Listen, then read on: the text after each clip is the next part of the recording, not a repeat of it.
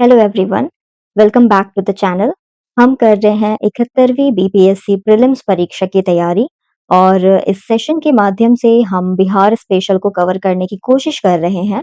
जैसे कि हमें पता है 71वीं बीपीएससी प्रीलिम्स परीक्षा की अगर हम बात करें तो हमारा जो बिहार स्पेशल है बिहार स्पेशल है वो काफ़ी वेटेज लेकर के हमारे पेपर में आता है।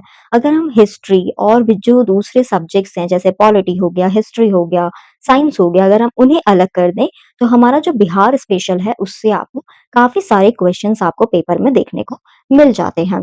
बिहार स्पेशल में सिर्फ़ हम बिहार के बारे में ज्योग्राफी, भूगोल की बात नहीं कर रहे हैं हम। इसमें हमारा इतिहास भी आ जाता है, बिहार का हिस्ट्री क्या है, बिहार का पॉलिटी क्या है, बिहार का साइंस क्या है। साइंस बेसिकली वो तो सारे ही हो जाते हैं, तो बिहार का कोई पर्टिकुलर साइंस नहीं है। हाँ, बिहार से रिलेटेड अगर वहाँ पे कोई स्कीम है या फिर तो वहाँ पे कोई इनिशिएटिव लिया गया है, कोई इनोवेशन हुई है वहाँ पे साइंस से रिलेटेड तो हम इसके अंदर कवर करते हैं। और साथ में मोस्ट इम्पोर्टेंट करंट अफेयर्स भी आपको इसी के अंदर देखने को मिलते हैं। अधिकतर क्वेश्चंस आपको ऐसे देखने को मिल जाएँगे जैसे अगर हम बात करें करंट अफेयर्स की अगर हम बात करते हैं तो आपको अधिक क्वेश्चंस आपको बिहार से related that is Bihar specific questions आपको ज़रूर देखने को मिल जाते हैं। अभी जैसे हाल ही में बिहार हमारा पहला राज्य बना जहाँ पे आपको ई-वोटिंग देखने को मिला है। इंडिया के अंदर सबसे पहला राज्य है, सबसे पहला स्टेट है जहाँ पे आपको ई-वोटिंग थ्रू फ़ोन आप वोट कर सकते हो। इस तरीके की चीज़ें आपको देखने को मिली है। तो हाँ, मुमकिन है कि आपको ये सारी चीज़ें आपके पेपर में आ जाएँ और वो बिहार स्पेशल के अंदर हम कंसीडर करते हैं। राइट?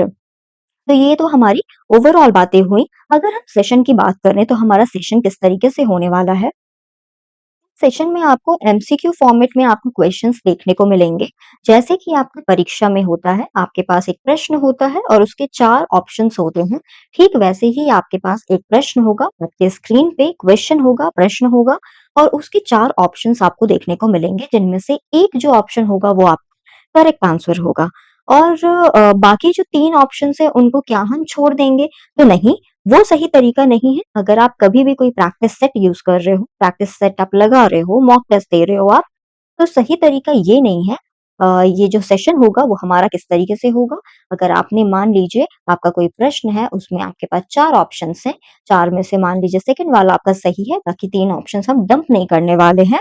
हम इन तीनों ऑप्शंस को पढ़ेंगे, इन डेप्थ हम इनके बारे में जानेंगे। वो क्या है, क्या नहीं है, ताकि जब आप परीक्षा में बैठें तो आपको अगर इससे रिलेटेड कोई आपको आ जाए क्वेश्चन तो आपको ऐसा ना लगे कि यार हमने इसे तो पढ़ा ही नहीं है। तो हम चाह रहे हैं कि हमारे पास जितने भी ऑप्शंस हैं हम सबके बारे में पढ़ के जाएँ, हम कुछ भी छोड़ के ना जाएँ। क्योंकि अगर हम बिहार स्पेशल की बात करते हैं तो इसमें मैक्सिमम पोर्शन जो आपका होता है वो स्टैटिक पोर्शन होता है, जो कि कभी भी चेंज नहीं होने वाली है।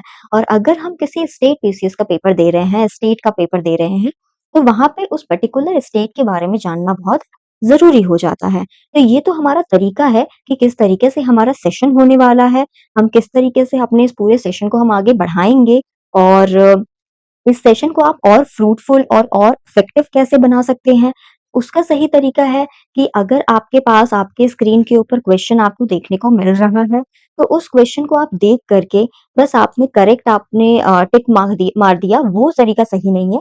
आप क्या करोगे, आपको अगर लग रहा है कि यार ये मेरे लिए नया है, दिस इज़ समथिंग जो मुझे अभी तक नहीं पता था, तो आप अपनी नोटबुक या जो भी आप पेपर, फाइल जो भी आप मेंटेन कर रहे हैं, आप उसमें उसे लिखिए क्योंकि जो स्टैटिक पोर्शन होता है, वो हम बहुत जल्दी भूल जाते हैं। उससे आपको हर वीक में 1 बार या फिर तो आपको 10-10 दिन में आपको 1 बार उसे रिवाइज़ करने की ज़रूरत है। ठीक है? और एक और चीज़ अगर आपको कोई प्रश्न नहीं आ रहा है, तो उसे स्किप नहीं करना है। आप पहली बात तो ये कि अगर आपने प्रश्न देखा, आपको समझ में नहीं आया, आप उस वीडियो को वहीं पे पॉज़ कीजिए, उस क्वेश्चन को अच्छे से देखिए, पढ़िए, आप थोड़ा-सा अपना कॉमन सेंस लगाइए। आप अगर आपको लग रहा है कि हाँ, उसके बाद ये ऑप्शन सही हमारा हो सकता है, तो आप उसको वहाँ पे चूज़ कीजिए। और जो क्वेश्चन आपको नहीं समझ में आ रहा है, जो प्रश्न आपको समझ में नहीं आ रहा है, आप फिर वापस वीडियो को प्ले करके आप करेक्ट आंसर देख कर के और सिर्फ चूँकि हम यहाँ पे आपको सिर्फ करेक्ट आंसर नहीं बताएँगे, उससे रिलेटेड आपको और भी जानकारी हम देंगे। उसके बारे में हम और इन डेप्थ पढ़ाई करेंगे सो दैट उससे रिलेटेड अगर कोई और क्वेश्चन भी बीपीएससी हमसे पूछ ले तो हम वो जवाब दे पाएँ। ठीक है, देखिए हमारी ओवरऑल बातें हुई कि किस तरीके से हमारा सेशन होने वाला है और तो लेट्स स्टार्ट द सेशन। ये और आखिरी जो हमारा लास्ट जो हमारा सेशन रहा था, उसमें ये सवाल मैं आपके लिए छोड़ के गई थी कि आप मुझे ये बताइए कि हमारा काइमूर वाइल्ड लाइफ सैंक्चुरी जो हमारा है, वो कौन से डिस्ट्रिक्ट में, बिहार के कौन से डिस्ट्रिक्ट में ये लोकेटेड है?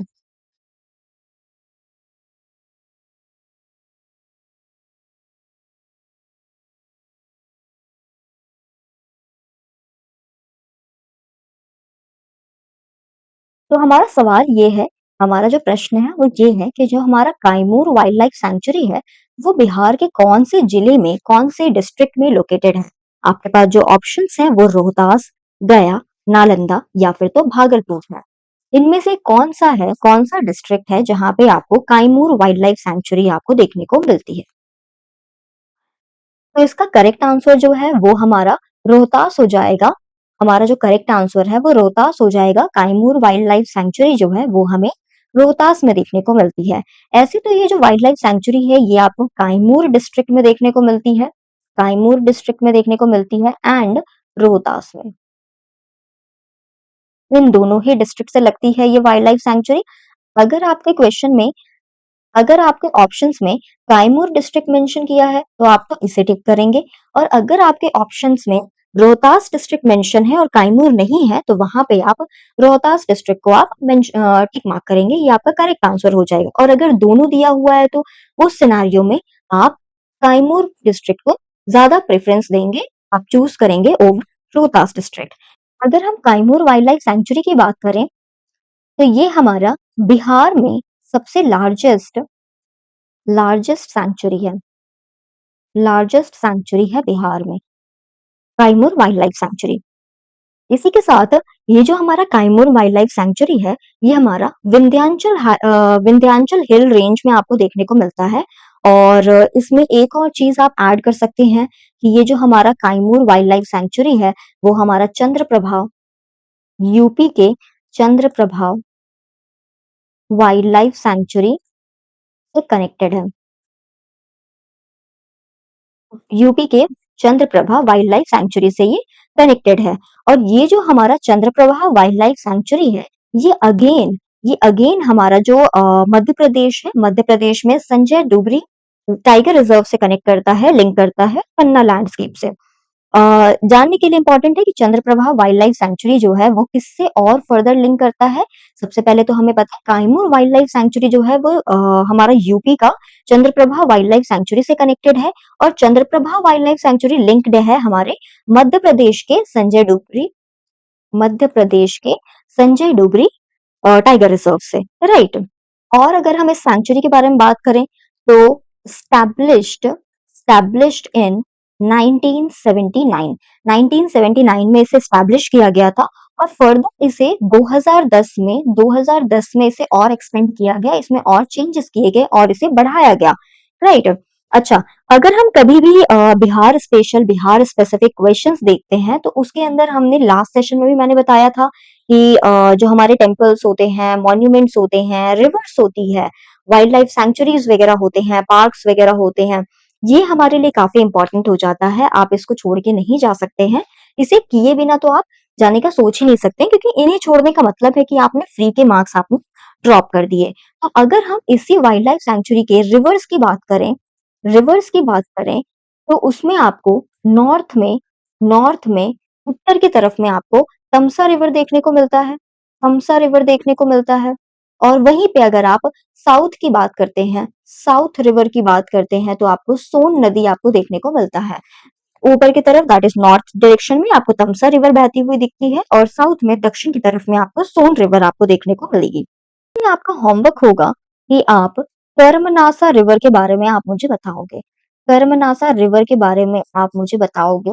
कर्मनासा रिवर बिहार में कहाँ-कहाँ से फ्लो करती है? क्या सिग्निफिकेंस है उसका? और बिहार के लिए ये कितनी इम्पोर्टेंट है?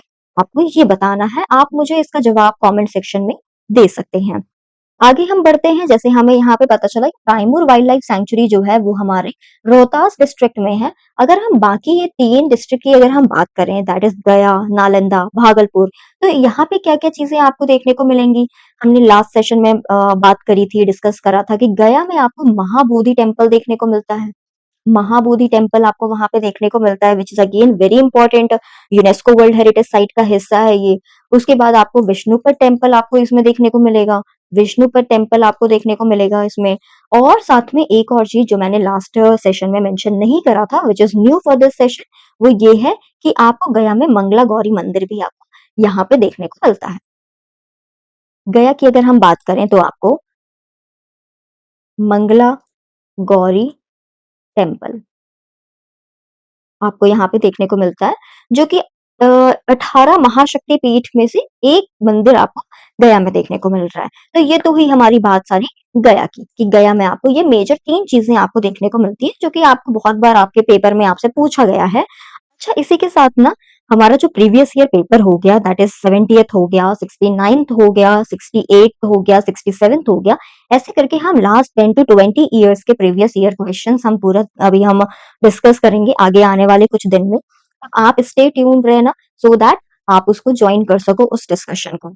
और आप मुझे कमेंट करके ये बताना कि आपको ये लाइव डिस्कशन चाहिए या फिर तो ऐसे ही आप प्री रिकॉर्डेड फॉर्म में आपको वो पूरा डिस्कशन चाहिए, जिसके अंदर हम प्रीवियस ईयर के क्वेश्चंस हम देखेंगे, एनालाइज करेंगे कि वो किस जगह से कौन-कौन से टॉपिक से उसे पूछा गया था और एक्सपेक्टेड तरीका और बीपीएससी किस तरीके से पूछ सकता है वैसे क्वेश्चंस को। उसको हम इन डेप्थ बेसिकली हम डिस्कस करेंगे हर एक क्वेश्चंस को। उससे इंटरलिंक करके हम और फर्दर क्वेश्चंस भी हम देखेंगे और फर्दर टॉपिक्स भी हम पढ़ेंगे।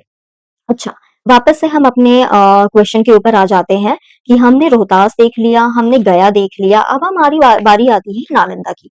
नालंदा में क्या है? नालंदा में हम सबको पता है कि यहाँ पे नालंदा विश्वविद्यालय है, नालंदा यूनिवर्सिटी आपको यहाँ पे देखने को मिल जाती है, नालंदा यूनिवर्सिटी रूइंस, यानी कि जब इसे डिस्ट्रॉय किया गया था तो उनके जो भी रूइंस थे वो वहाँ पे आपको देखने को मिलते हैं। ये जो हमारा नालंदा यूनिवर्सिटी है, ये हमारा ओल्डेस्ट रेजिडेंशियल यूनिवर्सिटी है पूरे वर्ल्ड में, पूरे विश्व में सबसे पुराना रेजिडेंशियल यूनिवर्सिटी जहाँ पे लोग रह करके अपने पढ़ाई करते थे, स्कॉलर्स वहाँ पे रहा करते थे, राइट? और इसी के बाद और इससे रिलेटेड क्या क्वेश्चन आपका बन सकता है, तो इसे किसने फाउंड किया था, किसने इसे फाउंडेशन इसका किसने रखा था? तो हमारे जो कुमार गुप्ता थे, कुमार गुप्ता वन कुमार गुप्ता वन जो थे ये इस नालंदा यूनिवर्सिटी के फाउंडर थे, ठीक है? और डिस्ट्रॉय किसने किया था? हमने ये लास्ट सेशन में पढ़ा था कि नालंदा यूनिवर्सिटी को डिस्ट्रॉय किसने किया था, किसने तोड़-फोड़ मचाई थी वहां पे, तो वो बख्तियार खिलजी था, बख्तियार खिलजी। बख्तियार खिलजी के ही नाम पे आपको बिहार में एक और जगह भी देखने को मिलता है, बख्तियारपुर जगह है जो कि नालंदा के आसपास में ही है। अच्छा, और इसमें और क्या हो सकता है? नालंदा में आपको और क्या देखने को मिलता है? तो इसमें एक और इम्पोर्टेंट चीज़ है, नालंदा नालंदा में एक और इम्पोर्टेंट चीज़ है, वो है हमारा पावापुरी जल मंदिर। पावापुरी जल मंदिर। ये जो पावापुरी जल मंदिर है, ये हमारा जैन टेम्पल है, जैन टेम्पल है। यहाँ पे ऐसा मान्यता है कि यहाँ पे महावीर जी अपनी निर्वाणा अटेन किए थे। और इसके बाद क्या है, नालंदा में आपको मेजरली ये नालंदा यूनिवर्सिटी और पावापुरी जल मंदिर आपको देख करके जाना है, ये इंपॉर्टेंट है। अगर हम नेक्स्ट बढ़ते हैं भागलपुर की तरफ अगर हम बढ़ते हैं तो भागलपुर में आपको इम्पोर्टेंट जो पहला है वो है विक्रमशिला यूनिवर्सिटी। पहला तो आपको विक्रमशिला यूनिवर्सिटी आपको देखने को मिलता है। ये जो विक्रमशिला यूनिवर्सिटी है, ये किसने एस्टैब्लिश करा था? किन्होंने इसे स्टार्ट करा था? तो पाला डायनेस्टी ने इसे एस्टैब्लिश करा था और जो रूलर थे उनका नाम क्या था? तो धर्मपाल था। और क्या है हमारे भागलपुर में आपको एक जो अभी रिसेंट 1-2 साल में आपको जो न्यूज़ में देखने को मिला है, वो है हमारा विक्रमशिला गैंगेटिक डॉल्फिन बोल लो, गैंजेटिक डॉल्फिन बोल लो, जो भी आपका एक्सेंट है, जो भी आप बोलना चाहते हो, जो भी आप जैसे भी आप प्रोनाउंस करते हो, वो ये है दैट विक्रमशिला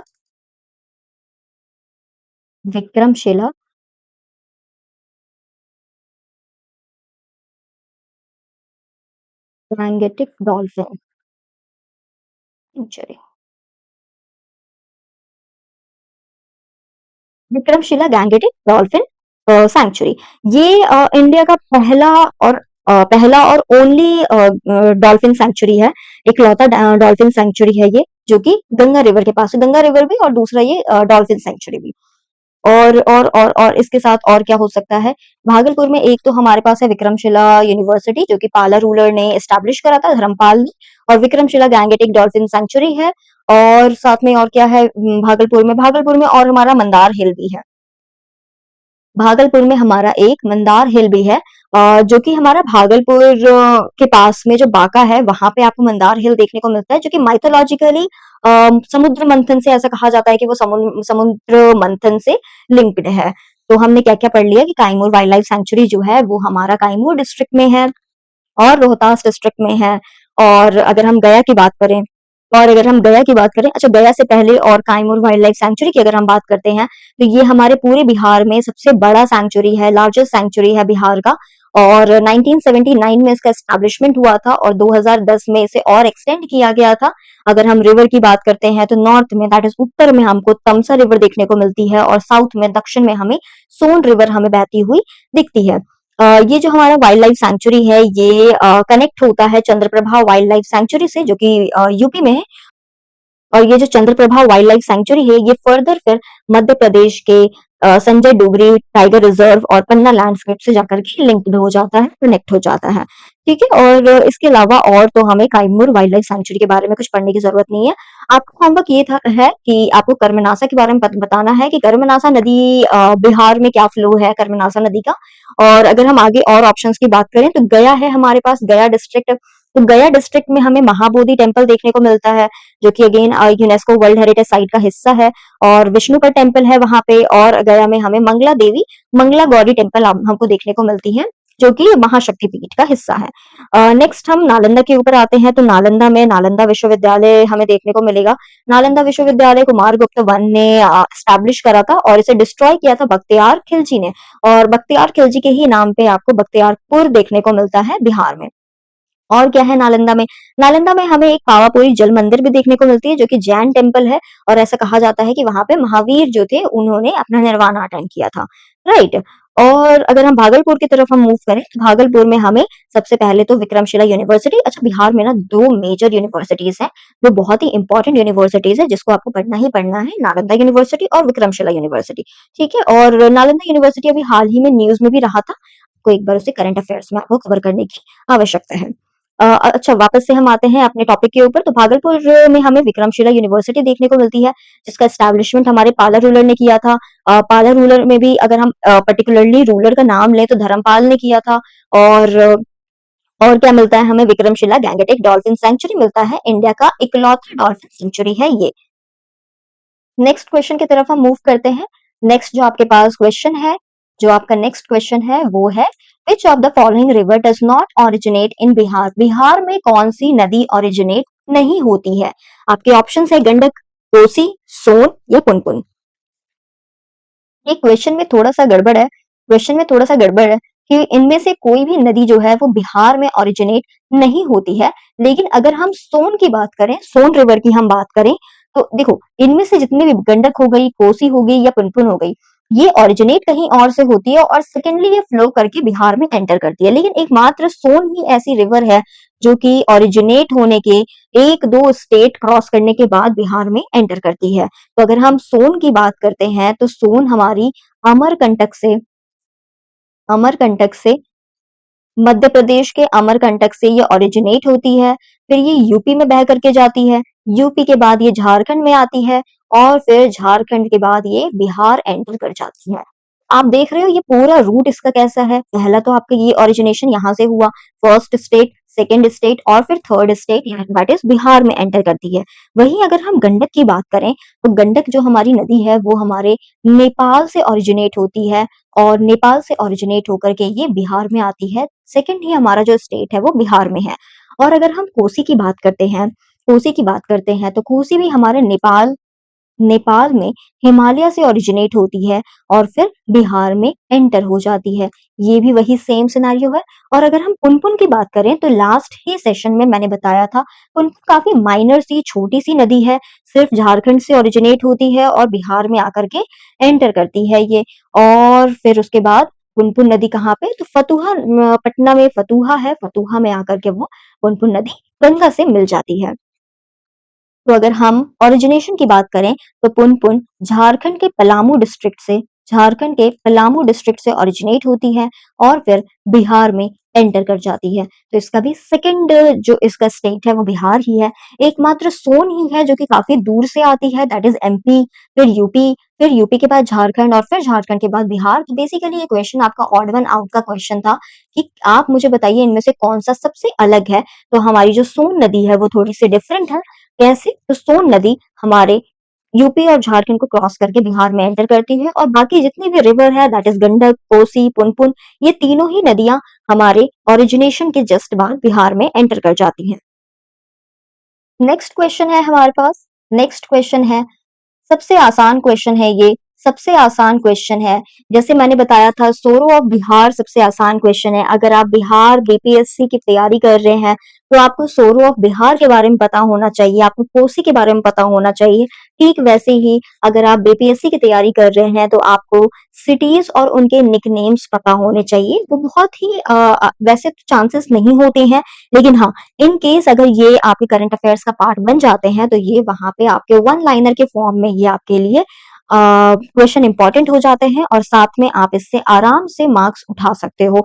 हमें पता है कि हमारे जो 71वीं बीपीएससी प्रीलिम्स का परीक्षा होगा उसके अंदर आपको नेगेटिव मार्किंग भी आपको देखने को मिलेंगी।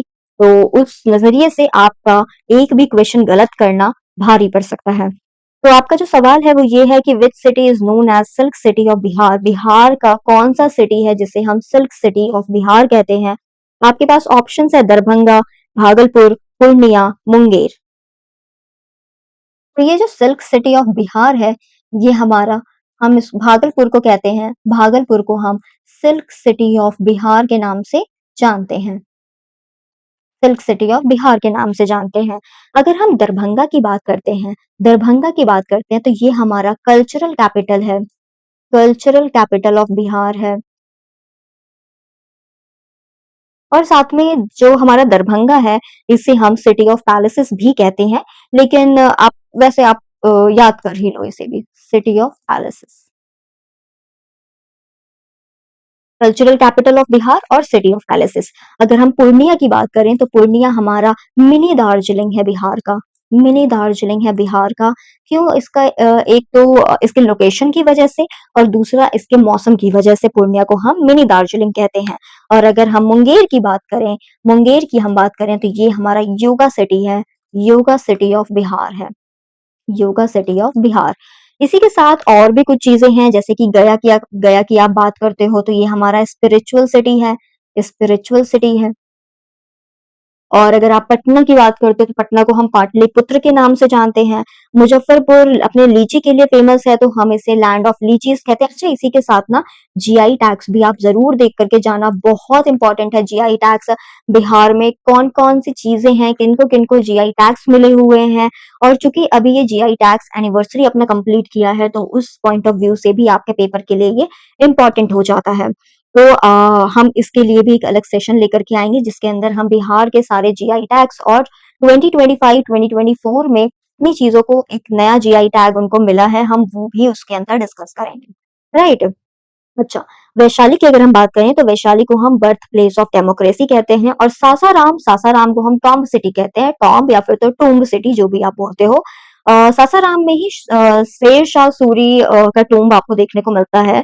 और again Sitamarhi is very important, Sitamarhi last year भी न्यूज में था तो सीतामढ़ी बर्थ प्लेस ऑफ माता सीता है तो वहां से भी वो इंपॉर्टेंट हो जाता है और बिहार के लिए सीतामढ़ी थोड़ा ज्यादा प्रोमिनेंट प्लेस में से एक हो जाता है। पूर्णिया मैंने बताया यहाँ पे कि मिनी दार्जिलिंग है। तो इस तरीके से आपको जो बिहार के सिटीज हैं और उनके निकनेम्स, ये कुछ मेजर सिटीज थे जिनके निकनेम्स आपको आने चाहिए जो कि एग्जाम पॉइंट ऑफ व्यू से भी इम्पोर्टेंट हो जाते हैं। इनके अलावा भी और कुछ सिटीज हैं जो कि आउटसाइड बिहार के हैं और वो बहुत इंपॉर्टेंट है, आपको जानने चाहिए, तो आप वो भी देख करके जाओगे। नेक्स्ट हम आगे बढ़ते हैं। नेक्स्ट क्वेश्चन जो आपके पास है वो है क्वेश्चन नंबर 10। नंबर तो नहीं है, क्वेश्चन है, which body conducts election to the Panchayati Raj institution in Bihar? कौन सी बॉडी है या फिर तो कौन है वो जो बिहार है, बिहार के अंदर पंचायती राज इंस्टीट्यूशन की इलेक्शन करवाती है? आपके पास ऑप्शन है election commission of India, Bihar state election commission, Panchayati Raj ministry या फिर तो जिला परिषद।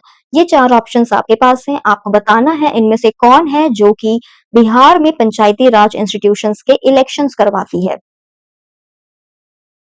तो इसका करेक्ट आंसर है बिहार स्टेट इलेक्शन कमीशन।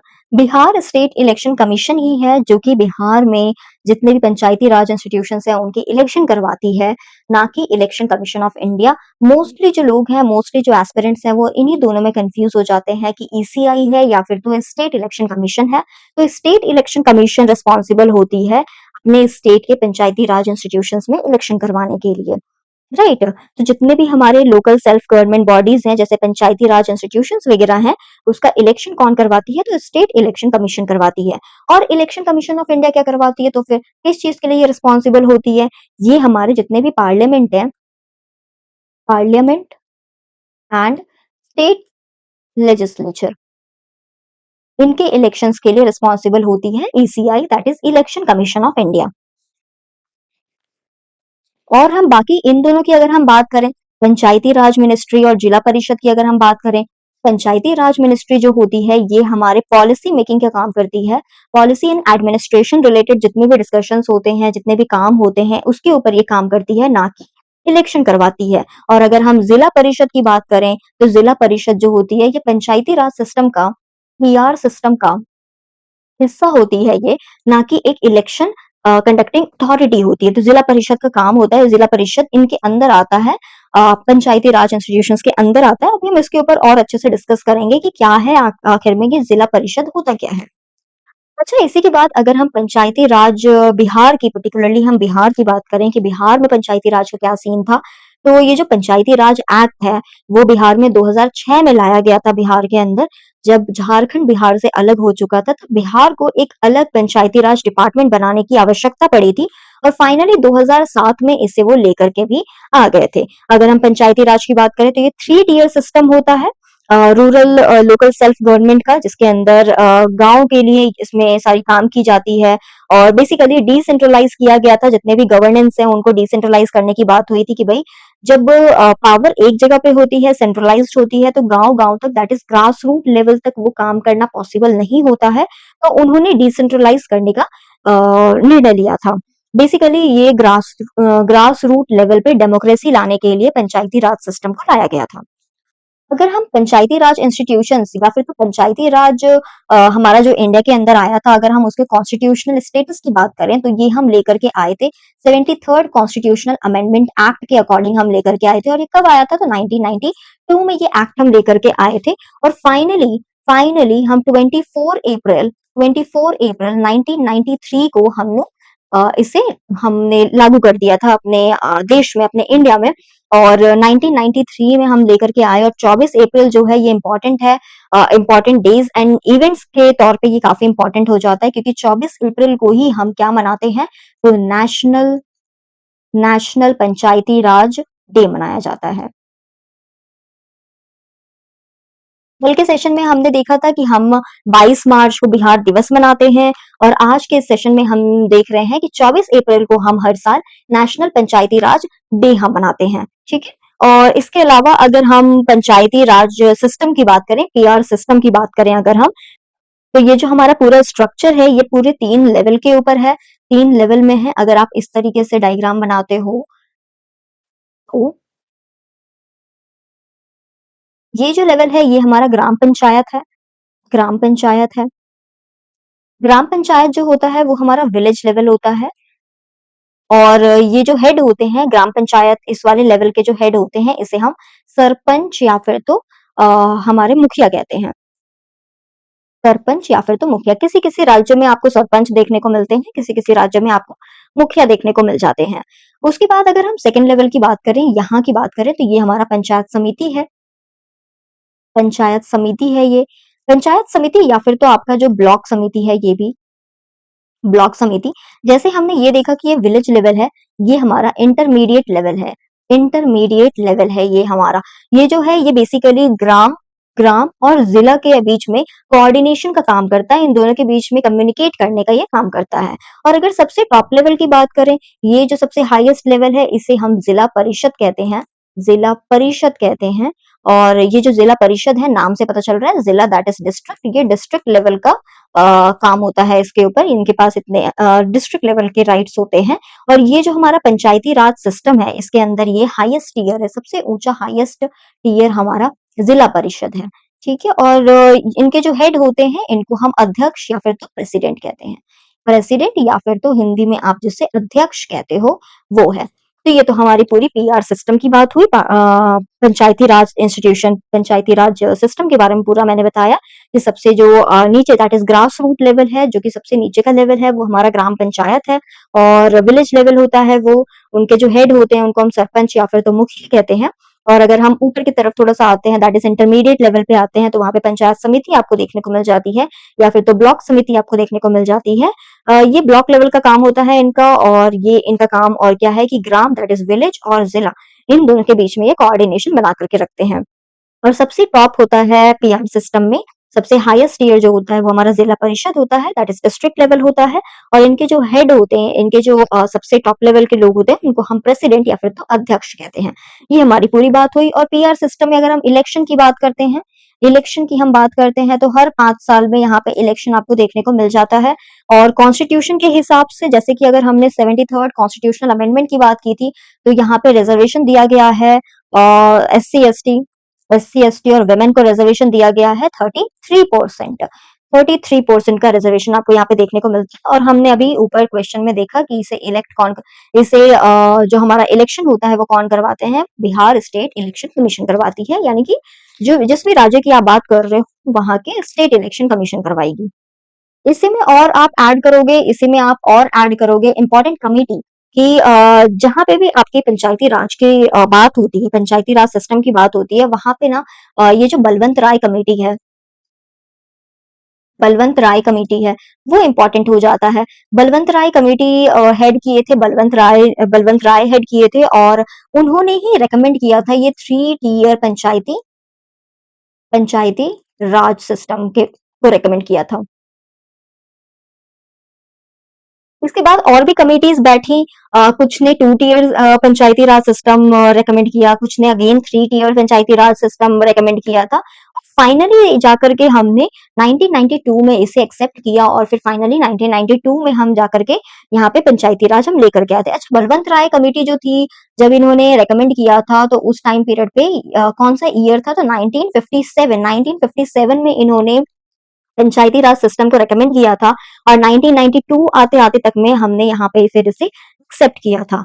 और इसमें सबसे इंपॉर्टेंट और क्या बात होती है कि जो बिहार है हमारा, बिहार ही पहला राज्य था जिन्होंने ये हमारा पंचायती राज सिस्टम है उसे अडॉप्ट किया था, उसे इनैक्ट किया था अपने राज्य में। पहला स्टेट था ये 1993 में, 1993 में बिहार ने अडॉप्ट किया था इस सिस्टम को। और कॉन्स्टिट्यूशनल अगर हम बात करें, कॉन्स्टिट्यूशनल रिजर्वेशन की बात करें, जहां पे यहाँ पे हमें 33% देखने को मिल रहा है, तो बिहार में हमें 50% रिजर्वेशन देखने को मिलता है फॉर वेमेन।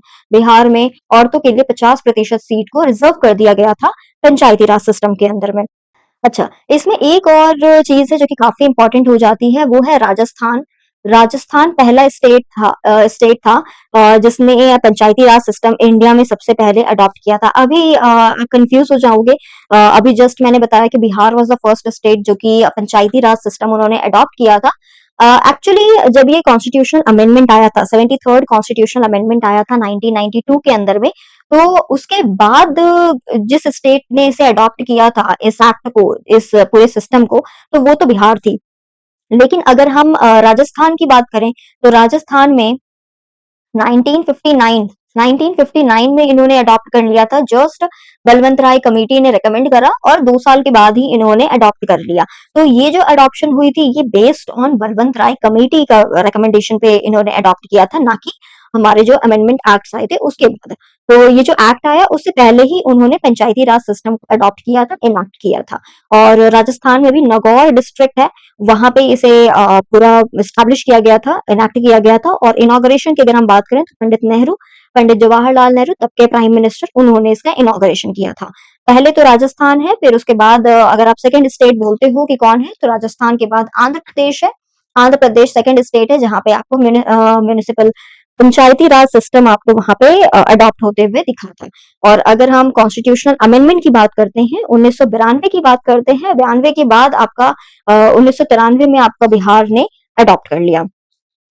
तो ये तो हुई पूरी कहानी हमारी पंचायती राज सिस्टम के बारे में कि क्या है बेसिकली पंचायती राज सिस्टम। और जो बिहार है, बिहार या फिर तो अन्य कोई भी राज्य है, वहां पे अगर आपका पंचायती राज इंस्टीट्यूशन है और वहां पे इलेक्शन हो रहा है, तो वो इलेक्शन करवाने की जिम्मेदारी ना ही इलेक्शन कमीशन ऑफ इंडिया की होती है, ना ही पंचायती राज मिनिस्ट्री की होती है, ना ही जिला परिषद की होती है। वो होती है हमारी जो भी वहां की राज्य है। जैसे अगर यहाँ इस क्वेश्चन में हमने बिहार देखा, तो बिहार स्टेट इलेक्शन कमीशन की रिस्पॉन्सिबिलिटी होती है, राइट। नेक्स्ट हम आगे बढ़ते हैं। नेक्स्ट क्वेश्चन जो है आपके पास, प्रश्न जो नेक्स्ट है वो है, which of the following is not a major industrial area of Bihar. इनमें से कौन सा है जो कि इंडस्ट्रियल एरिया बिहार का नहीं है, not a major industrial area of Bihar. आपके पास ऑप्शंस दिए हुए हैं, बरौनी, मुकामा, हाजीपुर, जमशेदपुर। ये देखते ही करने वाला सवाल था। जमशेदपुर जो है वो हमारा बिहार में नहीं है, ये हमारा झारखंड का हिस्सा है, झारखंड का हिस्सा है। बाकी ये सारे, बरौनी हो गया, मुकामा हो गया, हाजीपुर हो गया, ये सारे ही हमारे बिहार का हिस्सा है, राइट। नेक्स्ट हम आते हैं, ये हमारा वन लाइनर टाइप का क्वेश्चन था, इसमें कुछ समझाने के लिए है नहीं। नेक्स्ट क्वेश्चन हमारे पास जो है वो है, द 7 निश्चय योजना launched by Bihar government focuses on. 7 निश्चय योजना जो है, जो कि बिहार गवर्नमेंट ने फोकस किया हुआ है, स्टार्ट किया हुआ है, इनिशिएटिव लिया हुआ है, किस चीज के ऊपर, किस क्या एम है उनका, क्या ऑब्जेक्टिव है उसके पीछे, 7 निश्चय योजना किसके ऊपर मेनली फोकस करता है। ऑप्शन है आपके पास, वेमेन एजुकेशन, जो महिलाएं हैं उनकी पढ़ाई के ऊपर, रूरल इलेक्ट्रिफिकेशन, जो आपके गांव देहात है वहां पे आपका बिजलीकरण करना, इलेक्ट्रिफिकेशन करना, या अर्बन डेवलपमेंट, और अर्बन अर्बन जो जगह है उसे और डेवलप करना, रूरल एरियाज को और डेवलप करना, उसे अर्बनाइज करना। या फिर तो फोर्थ ऑप्शन है, basic needs like water, drainage, roads, या फिर तो बेसिक चीजों के ऊपर काम करना, जैसे पानी हो गया, ड्रेनेज हो गया, रोड्स हो गया, इनके ऊपर काम करना। तो क्या है आपका सही ऑप्शन? तो इसका करेक्ट आंसर हमारा जो है वो है basic needs like water, drainage, roads. ऐसे तो 7 निश्चय प्लान में ये सारी ही चीजें इंक्लूडेड है। वहां पे औरतों की, महिलाओं की पढ़ाई के ऊपर भी आपको बहुत सारे स्कीम्स देखने को मिल जाएंगे, बहुत सारे इनिशिएटिव्स देखने को मिल जाएंगे। बिजली के ऊपर भी आपको काफी सारे स्कीम्स देखने को मिलेंगे, अर्बन डेवलपमेंट के ऊपर भी आपको देखने को मिलेंगे। लेकिन जो हमारा मेन फोकस होता है, जो हमारा मेन चीज था, वो है हमारी बेसिक नीड्स, जो कि बहुत ही बेसिक नीड्स होती है। जैसे पानी हो गया, जल पीने के लिए जल होना चाहिए, ड्रेनेज अच्छा होना चाहिए, रोड्स होने चाहिए एटलीस्ट, इनके ऊपर वो ज्यादा फोकस करते हैं। अगर हम 7 निश्चय योजना की बात करें, तो ये हमारा 2015 में सबसे पहले लॉन्च किया गया था। किसने लॉन्च किया था? तो बिहार के चीफ मिनिस्टर नीतीश कुमार ने लॉन्च किया था। और ये जो 7 निश्चय योजना है, ये हमारा गुड गवर्नेंस का पार्ट था, गुड गवर्नेंस का पार्ट है। गुड गवर्नेंस जिसे हम सुशासन एजेंडा भी कहते हैं। और बेसिक इंफ्रास्ट्रक्चर और सर्विसेज बिहार में उसे इम्प्रूव करना इनका मेन मोटिव था। और इसे, इसका दूसरा नाम और हमारा मुख्यमंत्री 7 निश्चय योजना भी है। चूंकि इसे सीएम नीतीश कुमार ने लॉन्च किया है, तो इसके आगे आप मुख्यमंत्री लगाओगे, मुख्यमंत्री 7 निश्चय योजना। अच्छा, वो 7 रिजॉल्व्स, जैसे हर साल हम नए रेजोल्यूशंस लेते हैं, उसी तरीके से यहाँ पे आपको बिहार के लिए 7 रेजोल्यूशंस लेते हुए दिखे थे। और जो हमारा पहला पार्ट है वो हमारे एग्जाम पॉइंट ऑफ व्यू से इम्पोर्टेंट नहीं है, लेकिन फिर भी मैं यहाँ पे डिस्कस करना पसंद करूंगी। तो वो जो 7 निश्चय योजना है, उसके अंदर आपको हर घर नल का जल आपको देखने को मिला था, जिसके अंदर हर एक घर में आपको ड्रिंकिंग वाटर आपको दिया गया था, कि भाई साफ पीने का पानी आपको टैप के थ्रू दिया जाएगा। और घर का सम्मान, शौचालय निर्माण, आपको हर एक घर में ओपन डेफिकेशन हटाने के लिए, उसे एलिमिनेट करने के लिए टॉयलेट्स हर घर में बनाए गए थे। हर घर बिजली। अभी हमने ऑप्शन में देखा कि रूरल इलेक्ट्रिफिकेशन, यानी कि चाहे आप गांव देहात से हो, चाहे आप अर्बन हाउस होल्ड में हो, हर जगह आपको इलेक्ट्रिसिटी का एक्सेस आपको देखने को मिलेगा, हर जगह वो बिजली पहुंचाएंगे। नेक्स्ट हमारे पास जो फोर्थ था वो है गली नाली पक्कीकरण योजना। वहां पे जितने भी आपको गली थे, स्ट्रीट्स वगैरह है, नाली वगैरह है, उन सबको और डेवलप किया गया, पक्का कर दिया गया था। और आर्थिक हल, युवाओं का बल, यहाँ पे आपको वोकेशनल ट्रेनिंग्स और एम्प्लॉयमेंट सपोर्ट दिया गया था यूथ को। और एम्पावरमेंट ऑफ वुमेन, अभी मैंने बताया कि वुमेन एजुकेशन भी इसके अंदर का हिस्सा था। लेकिन जो हमारा मेन मोटिव था, ये जो 7 निश्चय योजना है, उसका मेन मोटिव जो था वो हमारा बेसिक नीड्स के ऊपर था, that is water, drainage, roads और बेसिक चीजें जो होती है हमारी, पानी वानी, उनसे रिलेटेड था ये। तो अगर हम एम्पावरमेंट ऑफ वुमेन की बात करें तो वहां पे जो महिलाएं थी, जो औरतें थी, उन्हें हमने फ्री साइकिल, हमने यानी कि नीतीश कुमार की सरकार ने फ्री साइकिल, यूनिफॉर्म महिलाओं को, लड़कियों को दिया गया था और फर्दर आगे हायर एजुकेशन के लिए एनकरेज किया था। अगर आपको पता होगा तो अभी हमारा करंट अफेयर्स का हिस्सा भी रहा है ये। और जब हम करंट अफेयर्स अच्छे से हम इसे कवर करेंगे, करंट अफेयर्स बिहार का, तो उसमें हम इसमें देखेंगे भी कि किस तरीके से जो हमारा सेक्स रेशियो है वो घटता हुआ हमें बिहार में दिखा था। और ये बहुत ऐसा चिंताजनक हो गया था कि इतना नीचे जा रहा है। और उसी चीज को बढ़ाने के लिए और अगर हमारा sex ratio, that is women का जो काउंट है, विमेन का जो नंबर है, महिलाओं का जो नंबर है, वो कम हो रहा था, उसका जो रीजन था वो यानी कहीं ना कहीं भू हत्या हो रहा था, कहीं न कहीं आपको लड़कियों के पैदा होते ही मार दिए जाने के आपको केसेस आपको देखने को मिल रहे थे। तो उस चीज़ को हटाने के लिए ही सरकार आपको यहाँ पे कैसी दिख रही थी कि जितने भी घर हैं वहाँ पे आपको पैसे दिए जा रहे हैं कि आप लड़कियों को पढ़ाओ, लड़कियों लड़कियों को पढ़ाओगे तो आप पैसे मिलेंगे, पैसे दे दे करके, या फिर तो और भी जितनी भी चीज़ें हैं फैसिलिटीज़ वगैरह दे करके उन्हें पढ़ाने के लिए एनकरेज किया जा रहा था, which is a good thing for Bihar जैसी स्टेट के लिए ये अच्छी चीज़ है। तो ये था, हम करंट अफेयर्स में हम इसे देखेंगे, सेक्स रेशियो बहुत ही इम्पोर्टेंट है ये। अच्छा, उसके बाद हमें और सातवां जो था, सेवेंथ जो था, वो है pure drinking water in arsenic and fluoride affected areas, और आपको साफ पीने का पानी दिया जाएगा। ठीक है। उसके बाद फिर हमारा ये जो 7 निश्चय योजना है, इसका पार्ट 2 भी लेकर के आए थे ये। पार्ट 2 भी it's just like a series है ये। पहले पार्ट 1 आया, उसके ऊपर काम किया गया, फिर उसे और हमने थोड़ा और आगे बढ़ाया पार्ट 2 में। पार्ट 2 जो है वो 2020 में लॉन्च किया गया था। नीतीश कुमार के द्वारा ही इसे लॉन्च किया गया। और ये जो नेक्स्ट 7 निश्चय योजना है, उसके अंदर हमने बिहार को और डेवलप्ड स्टेट बनाने के लिए लॉन्ग टर्म प्लानिंग की थी। उसके ऊपर उन्होंने कुछ काम करा था, जैसे युवा शक्ति बिहार की प्रगति हो गई। इसके अंदर आपको जितने भी यूथ हैं उनके लिए स्किल ट्रेनिंग सेंटर्स हो गए, जॉब अपॉर्चुनिटीज वगैरह दी गई थी, ट्रेनिंग दी गई थी, एंटरप्रेन्योरशिप जो हेल्प होती है वो दी गई। और साथ में सेकंड जो हमारे को देखने को मिला वो है सशक्त महिला, सक्षम महिला। तो वुमेन को और एनकरेज करने के लिए वुमेन लेड बिजनेस वगैरह जो है, जितने भी सेल्फ हेल्प ग्रुप्स वगैरह हैं, उनको और प्रमोट करने के लिए ये स्कीम लेकर के आए थे। थर्ड, इस बार एग्रीकल्चर के ऊपर भी काम किया गया था। जैसे कि हमें पहले जो पार्ट 1 था उसके अंदर हमें एग्रीकल्चर रिलेटेड कुछ भी नहीं दिखा था, लेकिन इस बार इन्होंने इरिगेशन के ऊपर काम किया, एग्रीकल्चर के ऊपर काम किया कि हर एक फील्ड में इरिगेशन करवाएंगे। फोर्थ जो हमारा था वो था क्लीन विलेज प्रॉस्परस विलेज। हर एक गांव में इन्होंने सॉलिड वेस्ट मैनेजमेंट करवाया और गांव को और कितने सुंदर ब्यूटिफिकेशन करवाया था, साथ में साफ सफाई करवाई थी, हाइजीन का ध्यान रखा था वहां पे।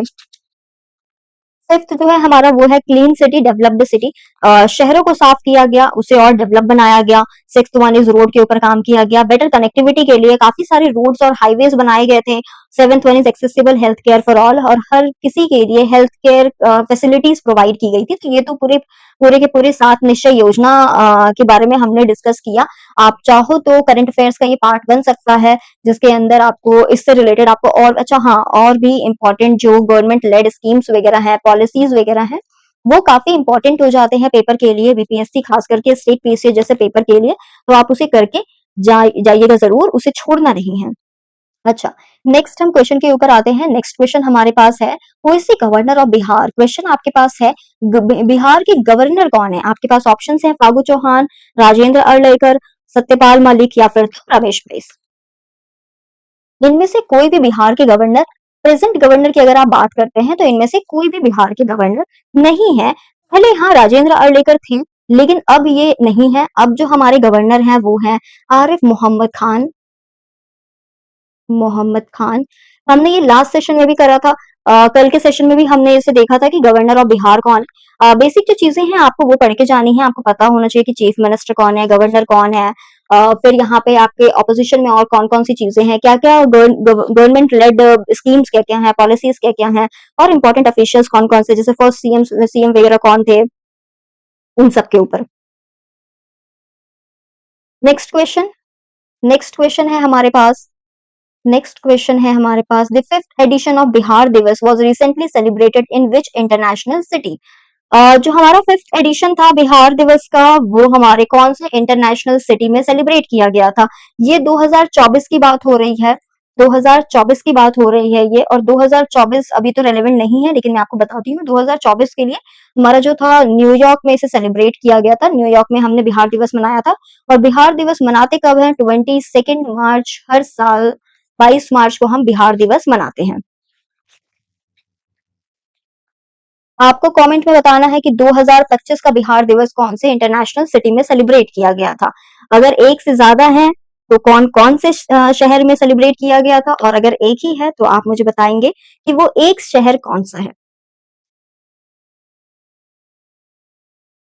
नेक्स्ट क्वेश्चन है आपके पास, which Bihar born mathematicians statue was recently unveiled in Nalanda university. Bihar में जन्मे कौन सी मैथमेटिशियन की मूर्ति है, स्टैच्यू है, जिसे हाल ही में अनावरण किया गया है नालंदा यूनिवर्सिटी में, नालंदा विश्वविद्यालय में। नालंदा विश्वविद्यालय में अभी हाल ही में, करंट अफेयर्स का पार्ट है ये, कि अभी हाल ही में नालंदा यूनिवर्सिटी में, अभी मैं इसी की बात कर रही थी जब हम नालंदा यूनिवर्सिटी को पढ़ रहे थे, नालंदा के बारे में जब मैं बता रही थी, तो मैं इसी के बारे में बता रही थी कि ये करंट अफेयर्स का हिस्सा रहा है अभी। और नालंदा यूनिवर्सिटी में भी अभी हाल ही में अनावरण किया गया है, अनवेल किया गया है, एक मैथमेटिशियन का स्टैच्यू है जो कि बिहार में ही जिन्होंने जन्म लिया है, आर्यभट्ट, भास्कराचार्य, रामानुजन या वारामहेर। अगर आप ऐसे भी ऑब्जर्व करेंगे तो बाकी ये जो तीन हैं ये हमें साउथ इंडिया के देखने को मिल रहे हैं, साउथ इंडिया के देखने को मिल रहे हैं। एक सिर्फ आर्यभट्ट ही है जो कि साउथ इंडिया में नहीं, और ऐसा बिलीव किया जाता है, ऐसा माना जाता है कि आर्यभट्ट बिहार बॉर्न थे, तो ये बिहार में इनका जन्म हुआ था और ये एक मैथमेटिशियन थे। और हाल ही में नालंदा विश्वविद्यालय में इन्हीं की मूर्ति, इन्हीं के स्टैच्यू को अनवील किया गया है। तो ये एक एंशियंट इंडियन मैथमेटिशियन थे, और सिर्फ आर्यभट्ट एक मैथमेटिशियन नहीं थे, मैथमेटिशियन साथ ही में एस्ट्रोनॉमर भी थे, एस्ट्रोनॉमर भी थे। और इनका जन्म बिहार में हुआ है, और इनके कंट्रीब्यूशन को ही रिकॉग्नाइज करने के लिए हमारे नालंदा यूनिवर्सिटी में अभी इन्हें ऑनर किया गया है, इनके स्टैच्यू को अनवील करके। और अच्छा हाँ, एक और चीज और इम्पोर्टेंट है, जो हमारा भारत है, इंडिया का जो पहला सैटेलाइट है, फर्स्ट सैटेलाइट जो है इंडिया का, उसका नाम, उसका नाम हमने आर्यभट्ट रखा था। और ईयर कौन सा था, कौन से ईयर में? तो 1975 में। इंपॉर्टेंट, क्योंकि अभी हमारा करंट अफेयर्स का पार्ट रहा है ये, आर्यभट्ट हमारे करंट अफेयर्स का पार्ट रहे हैं, तो इनसे रिलेटेड ये इक्वेशन और बन सकता है कि जो हमारा पहला सैटेलाइट था उनका नाम हमने क्या रखा था और कौन से ईयर की बात है। बाकी ये जो तीन है, भास्कराचार्य, रामानुजन और वारामहेर, ये तीनों ही मैथमेटिशियन है, लेकिन बिहार बॉर्न नहीं है ये, तो हमारा करेक्ट आंसर है आर्यभट्ट। नेक्स्ट हम क्वेश्चन की तरफ मूव करते हैं। नेक्स्ट क्वेश्चन आपके पास है, Sonpur mela is held at confluence of which two river. ये जो सोनपुर मेला है, ये जो कि बहुत ही फेमस है बिहार में, वो कौन सी दो नदी के संगम पे होती है? कौन से दो नदी के संगम पे आपको ये सोनपुर मेला देखने को मिलता है? ऑप्शंस आपके पास है गंगा और सोन, गंगा और घाघरा, गंगा और गंडक, और गंगा और कोसी। ये आपके पास चार ऑप्शंस है, इनमें से कौन सी दो नदी है जिनके संगम पे आपको सोनपुर मेला आपको देखने को मिलता है? जो आपका करेक्ट आंसर है वो है गंगा और गंडक। गंगा और गंडक इन दोनों के संगम पे ही आपको सोनपुर मेला देखने को मिलता है। और सोनपुर मेला जो है हमारा, ये कैटल मेला है, जो कि पशु मेला जिसे हम कहते हैं, जिसे हम सोनपुर कैटल मेला कह सकते हो आप, या फिर तो हरिहर क्षेत्र मेला भी आप कहते हो इसे, पशु मेला कहते हो आप इसे, इनके ऐसे और भी अलग अलग नाम हैं। तो ये जो सोनपुर मेला है ये एनुअली हर साल होता है। और कहाँ पे होता है ये, कहाँ पे होता है ये? सारण डिस्ट्रिक्ट में होता है ये, सारण डिस्ट्रिक्ट ऑफ बिहार में आपको ये देखने को मिलता है, और एनुअली हर साल आपको देखने को मिलता है। और ये मेला करीब आप 15 से 30 दिन आपको देखने को मिल जाता है, 15 से 30-32 दिन तक का आपको ये मेला देखने को मिलता है। और ये जो कैटल फेयर है ये हमारे एशिया का largest, Asia's largest cattle fair है, एशियाज लार्जेस्ट कैटल फेयर, सबसे बड़ा पशु मेला है ये। अच्छा, अगर हम गंगा और सोन की बात करें कि कहाँ पे गंगा और सोन कहाँ पे मिलती है, तो इन दोनों का जो संगम है, गंगा और सोन जो मिलती है वो मानेर में मिलती है। मानेर में मिलती है पटना, मानेर पटना डिस्ट्रिक्ट में मिलती है। और गंगा और घाघरा की बात करते हैं हम, गंगा और घाघरा की अगर हम बात करें तो ये छपरा में मिलती है, इनका संगम छपरा में होता है। और छपरा में भी अगर आप बात करोगे डिस्ट्रिक्ट की तो सारण डिस्ट्रिक्ट में है ये, सारण डिस्ट्रिक्ट में है। गंगा और गंडक के बारे में हमने बात कर लिया, गंगा और गंडक के ही कॉन्फ्लुएंस पे आपको ये सोनपुर मेला देखने को मिलता है। और इनका जो संगम होता है, ये अगर हम जगह की बात करें तो ये हाजीपुर में है, हाजीपुर में है। Hajipur that is Vaishali district में, वैशाली डिस्ट्रिक्ट बिहार के वैशाली जिला में आपको गंगा और गंडक का संगम देखने को मिलता है। और गंगा और कोसी इंपॉर्टेंट है, गंगा और कोसी जो है वो हमारा कुर्सेला, कुर्सेला में आपको देखने को मिलेगा इनका संगम। और कटिहार डिस्ट्रिक्ट है इसका, कटिहार डिस्ट्रिक्ट ऑफ बिहार। और गंगा और पुनपुन के बारे में मैंने बताया था, गंगा और पुनपुन के बारे में मैंने बताया था। आप मुझे कमेंट करके बताओगे कि मैंने क्या बताया था गंगा और पुनपुन के बारे में, कि इनका कॉन्फ्लुएंस, इनका संगम आपको कहाँ पे देखने को मिलता है, पुनपुन पुनपुन गंगा से कहाँ पे कौन सी जगह पे मिलती है। अच्छा, नेक्स्ट हमारे पास जो क्वेश्चन है, नेक्स्ट क्वेश्चन जो हमारे पास है वो है, what is the folk theatre of Bihar, Bihar का फोक थिएटर फॉर्म कौन सा है इनमें से। आपके पास ऑप्शंस हैं नौटंकी, स्वांग, विदेशिया या फिर तो तमाशा। कौन सा फोक थिएटर फॉर्म है बिहार का।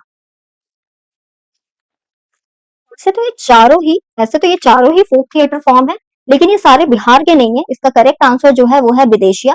विदेशिया जो है ये हमारा फोक थिएटर फॉर्म है बिहार का, बिहार का फोक थिएटर फॉर्म है ये। और ये जो विदेशिया है ये मोस्टली आपको भोजपुरी बोलने वाले इलाकों में देखने को मिलेगा। भोजपुरी स्पीकिंग जो एरियाज है वहां पे आपको ये विदेशिया फोक थिएटर आपको देखने को मिलता है। और इसमें ना आपको जो वुमेन है, जो फीमेल है, उनका दर्द, पेन, डिस्पेयर आपको दिखाया जाता है कि किस तरीके से जब उनके जो हस्बैंड होते हैं, जो माइग्रेटिंग मेन होते हैं, वो चले जाते हैं।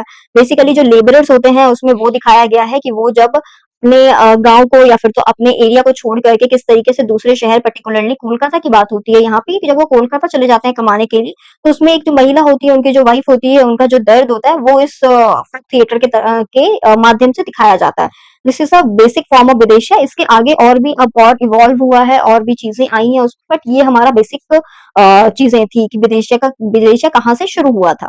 नौटंकी, नौटंकी की अगर हम बात करें तो नौटंकी आपको नॉर्थ इंडिया में आपको मोस्टली दिखेगी, खास करके यूपी में आपको ये बहुत दिखेगा नौटंकी। ये भी हमारा फोक थिएटर फॉर्म ही है। और साथ में इसमें ना एक और चीज है कि इसके अंदर आपको पर्शियन अरबिक स्टाइल का इन्फ्लुएंस आपको ज्यादा देखने को मिलता है, पर्शियन अरबिक इन्फ्लुएंस आपको ज्यादा देखने को मिलेगा इसके अंदर।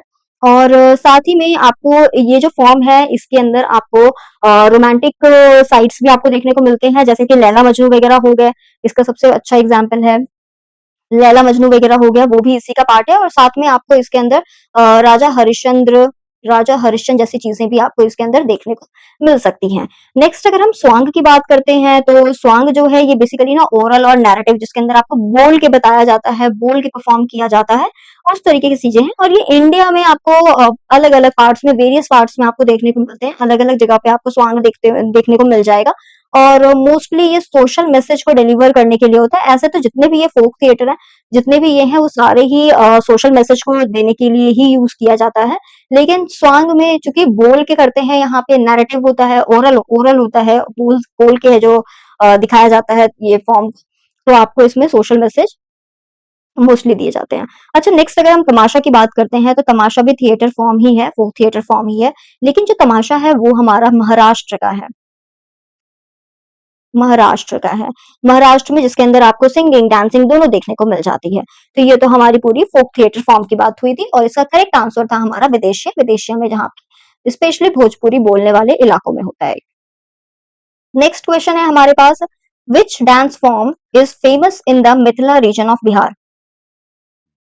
उनमें से कौन सा डांस फॉर्म है जो कि मिथिला, बिहार के मिथिला रीजन में फेमस है। तो आपके पास ऑप्शंस है झूमर, जट जटिन, दाल खाई, डांडिया। ये आपको कुछ ऑप्शंस दिए गए हैं, इनमें से कौन सा है डांस फॉर्म, ये सारे ही डांस फॉर्म है, इनमें से कौन सा डांस फॉर्म ऐसा है जो कि बिहार में स्पेसिफिकली मिथिला रीजन में बहुत ही फेमस है। तो इसका करेक्ट आंसर है हमारा जट जटिन। जट जटिन जो है ये हमारा फोक डांस है, बेसिकली फोक डांस है ये बिहार का। और इस ये ना पेयर में किया जाता है, इसे जोड़ों में किया जाता है। एक मेल और एक फीमेल होते हैं, एक मेल और एक फीमेल का जोड़ा होता है और वो ये डांस करते हैं और ये जो डांस होता है ना ये एक स्टोरी फॉर्म में होती है। अ, ये एक स्टोरी फॉर्म में होगी जिसके अंदर जो मेल होता है उसे हम जट कहते हैं, जट दैट इज़ उसे हम हस्बैंड के फॉर्म में बोलते हैं और इसे दिखाया जाता है कि कैसे जो हस्बैंड है वो काम के लिए काफ़ी दूर जाता है कमाने के लिए अपने अपने गाँव को, अपने शहर को छोड़ कर के दूसरे शहर जाता है और इसमें जो वाइफ होती है, वाइफ यानी कि जतिन होती है, जतिन जो होती है वाइफ, उसकी डिस्पेयर और उसके इमोशनल एक्सप्रेशन को दिखाने की कोशिश की जाती है कि उसका जो हस्बैंड है उसे पीछे छोड़ करके चले जाता है और वो कितने दुःख में है, क्या पेन है, क्या है, वो बेसिकली एक स्टोरी जैसा ही होता है। जस्ट लाइक अगर हमने अभी लास्ट क्वेश्चन देखा ना विदेशिया के बारे में पढ़ा ना हमने, जस्ट लाइक ये विदेशिया का ही डांस फॉर्म है, तो ऐसा ही है ये। अच्छा, अगर हम झूमर की बात करते हैं, तो झूमर जो है वो हमारा झारखंड का फ़ोक डांस है। झूमर झारखंड का फ़ोक डांस है और साथ में ये छत्तीसगढ़ में भी आपको देखने को मिल सकता है। छत्तीसगढ़ में भी आपको ये देखने को मिल जाता है। दाल-खाई जो है ये ट्राइबल कम्युनिटी के द्वारा किया जाने वाला फ़ोक डांस है और ये उड़ीसा का है। उड़ीसा का है ये और ट्राइबल कम्युनिटीज़ इसे परफ़ॉर्म करती है। और Dandiya we all know Gujarat का है ये, गुजरात का है और परफ़ॉर्म ड्यूरिंग नवरात्र के टाइम पे आपको डांडिया देखने को मिल जाता है। तो ये तो हमारी पूरी ओवरव्यू थी कि मिथिला रीजन में आपको जो फेमस डांस फॉर्म है वो आपको जट जटिन देखने को मिलता है। जट जटिन फ़ोक डांस है बिहार का, पेयर में किया जाता है, जोड़े में किया जाता है, कहानी बताते हैं उसमें। जट जो है वो हस्बैंड है, जटिन जो है वो वाइफ है और हस्बैंड पैसे कमाने के लिए अपने जगह को छोड़ करके दूसरे शहर जाता है और उसमें इमोशनल एक्सप्रेशन दिखाया जाता है वाइफ का, जस्ट लाइक विदेशिया का ही डांस फॉर्म है ये। अच्छा, नेक्स्ट क्वेश्चन हमारे पास है where is the Vikramshila Gangetic dolphin sanctuary located? कहाँ पे है ये विक्रमशिला गैंगेटिक डॉल्फिन सैंक्चुरी? तो हमारे पास ऑप्शन है भागलपुर, कटिहार, मुंगेर या दरभंग। कहाँ पे है? हम पीछे अभी करके आए हैं इसे कि हमारा करेक्ट आंसर भागलपुर है, भागलपुर में ही लोकेटेड है ये और ये पूरे इंडिया में एकमात्र डॉल्फिन सेंचुरी है। राइट, वन लाइनर क्वेश्चन था ये, इसमें कुछ भी समझाने के लिए नहीं है। नेक्स्ट हमारे पास जो क्वेश्चन है, नेक्स्ट क्वेश्चन हमारे पास है which scheme provide sanitary pads to girl students in Bihar? कौन सा स्कीम है जो कि बिहार में जो गर्ल स्टूडेंट्स हैं जो छात्राएं हैं उनको सैनिटरी पैड्स देती है? कौन से स्कीम के तहत बिहार की छात्राओं को सैनिटरी पैड्स दिया जा रहा है? आपके पास ऑप्शंस है उज्ज्वला स्कीम, कन्या उत्थान योजना, बेटी पढ़ाओ योजना या फिर तो किशोरी स्वास्थ्य योजना। करेक्ट आंसर है कन्या उत्थान योजना। कन्या उत्थान योजना हमारा करेक्ट आंसर है। अधिकतर टाइम पे एस्पिरेंट जो है वो कंफ्यूज करेंगे हमारे किशोरी स्वास्थ्य योजना में, लेकिन ये डायरेक्टली रिलेटेड नहीं है इससे। अभी हम इसके ऊपर भी डिस्कस करेंगे कि आखिर ये जो सारे स्कीम्स और ये जो सारे योजनाएं हैं वो क्या है, इनका एम क्या है।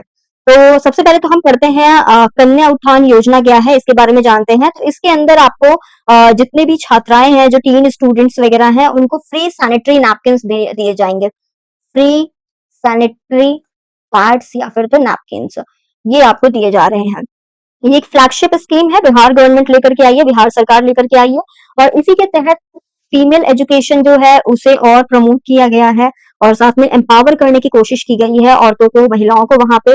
और इस स्कीम के अंदर जितनी भी छात्राएं हैं अगर वो अपना इंटरमीडिएट दैट इज 12th और ग्रेजुएशन कंप्लीट करती है तो उनको फाइनेंशियल इंसेंटिव दैट इज कुछ पैसे उनको दिए जाएंगे एज अ एनकरेज करने के लिए। और कुछ ये जो स्कीम है इसके अंदर आपको सैनिटरी पैड्स और मेंस्ट्रुअल हाइजीन प्रमोट करने के लिए इन्होंने सैनिटरी पैड्स देने का निर्णय लिया था। तो ये तो हमारा पूरा कन्या उत्थान योजना है। ये बेसिकली क्या है, कन्या उत्थान योजना में आपको क्या देखने को मिलता है, ये लड़कियों को पढ़ाने के लिए ये स्कीम लाया गया था और साथ ही में उनके मेंस्ट्रुअल हाइजीन के ऊपर उनको प्रमोट करने के लिए फ्री सैनिटरी पैड्स दिए गए थे, फ्री डिस्ट्रीब्यूशन हुआ था।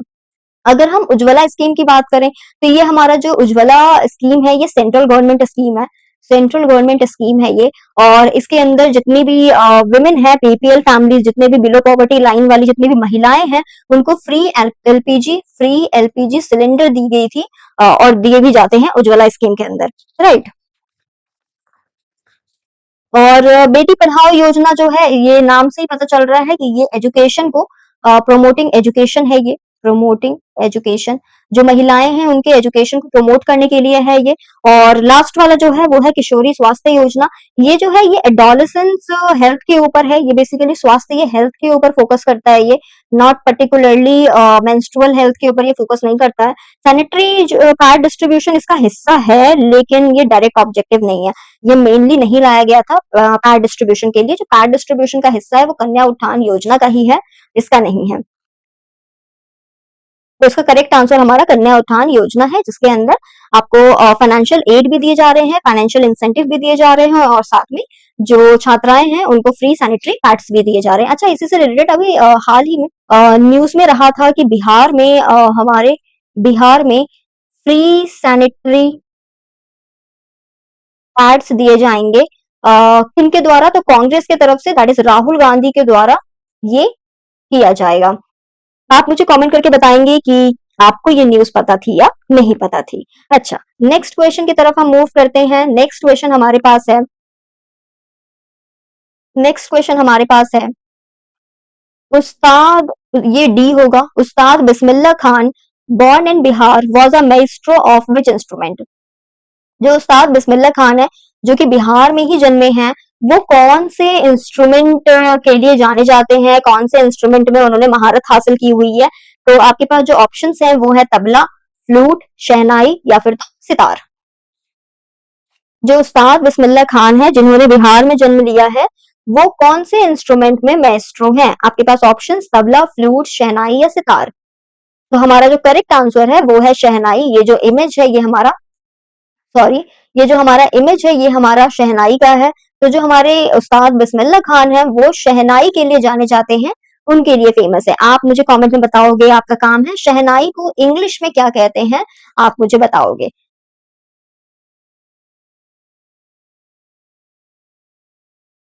इसी के साथ हमने 15 क्वेश्चंस आज भी कंप्लीट कर लिया। हमने कल 15 क्वेश्चन किए थे इन डेप्थ, हमने आज 15 क्वेश्चन किया। हमने इन टोटल 30 क्वेश्चन हमने पूरा कंप्लीट कर लिया है इन डेप्थ। और 30 क्वेश्चन यानी कि आपने हर 4 ऑप्शंस, हर एक ऑप्शंस को आपने अच्छे से पढ़ा है। आपने इस हिसाब से आप कैलकुलेट कर लो कि आपने कितने टॉपिक्स को आपने कवर किया है। इसी तरीके से हम इस सेशन को कंटिन्यू करते रहेंगे और अपने बिहार स्पेशल को और भी मजबूत बनाएंगे। इसके बाद हम धीरे-धीरे करके हम और भी चीज़ों के ऊपर वर्क कर रहे हैं, जैसे कि हम करंट अफेयर्स का पूरा हम कंपाइल कर रहे हैं चीज़ों को, कि करंट अफेयर्स जितने भी रेलेवेंट हैं फॉर बीपीएससी आल्सो और फॉर यूपीएससी आल्सो, जितनी भी चीज़ें रेलेवेंट होंगी हम वो लेकर के आ रहे हैं। और साथ में हम अलग-अलग चीज़ें, जैसे कि हमारी हिस्ट्री का सेशन होने वाला है, हमारा पॉलिटी का सेशन होने वाला है, और साथ में हम ये अपना प्रीवियस ईयर क्वेश्चन को, लास्ट 10 ईयर के प्रीवियस ईयर क्वेश्चंस को हम डिस्कस करेंगे। आपको अगर ये लाइव डिस्कशन चाहिए तो हम लाइव डिस्कस करेंगे, और अगर आपको ऐसे प्री रिकॉर्डेड फॉर्म में चाहिए तो हम प्री रिकॉर्डेड फॉर्म में हम इस डिस्कशन को करेंगे। लेकिन हाँ, हम करेंगे जरूर, क्योंकि हमें बीपीएससी हर हाल में इस पूरी चीज को हमें कवर करनी है, राइट।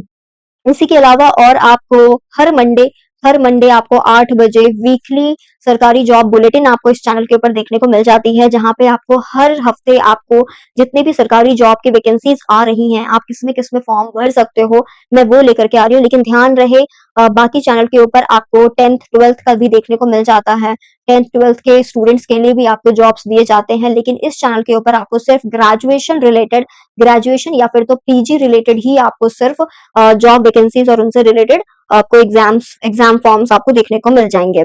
इसी के साथ आपको, अगर आपको ये पूरा जो पीडीएफ है, ये पूरा जो क्वेश्चंस का पीडीएफ है, अगर आपको वो चाहिए तो आप मुझे कमेंट में जरूर बताइएगा, मैं वो लेकर के जरूर आऊंगी।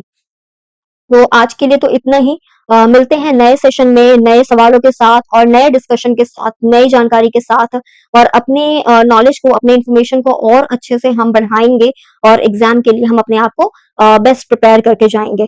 So thank you for watching this video. मैं उम्मीद करती हूँ, मैं आशा करती हूँ ये जो वीडियो है, ये जो सेशन रहा आपके लिए बेनिफिशियल रहा होगा, फ्रूटफुल रहा होगा, और आप कुछ नया जरूर सीख करके आज जा रहे हो। और क्या आप आज नया सीखे हो वो आप मुझे जरूर कमेंट सेक्शन में बताइएगा। और साथ में आपका क्या स्कोर रहा।